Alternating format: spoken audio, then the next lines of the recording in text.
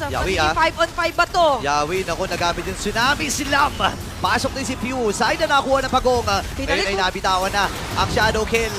And this time, ay, naku po! Si Super Mako ay lumalayo na nakalipad. Si Sa lineup, may mga burst damage At na maganda talagang dito. magsusupplement sa mga... Ayan na naman. Ayun na, jungle kagad. Pero makakatakas ata si Kyle DC ngayon. Ay mapupuruan si Oge. Makakasama Shadow Kill na gamit na rin ni Zaida. Si Pew ay makakaligtas. Pero si Kyle Sisimulan. Pwedeng i-reset. At dyan na ang Tsunami Slam. okay, nabitawan kagad ni Yawi yun. Pero nagamit Nagsisi kagad naman, yung Winter Crown mula kay Flat. Oh, Si Maruan, patay! nakalipad na naman ng bagyo. Nagamit din yung Winter Crown. Pero si Ogwen ay mamamatay pa rin Shadow. Sinisimulan, kalahati na yung buhay. Naku, itutulin na nga. Hindi na kagad ito! Ngayon naman ay si Zaida at makakalipad ang bagyo. Ngayon nakahabulin niya si Flat TC at nakadepensa at nakuha na yung Lord. Ngayon naman Tsunami Slam. Binalik! Ay sasagot. Ibinalik si Flat. QT, and Oy, you would need that Zaida? damage.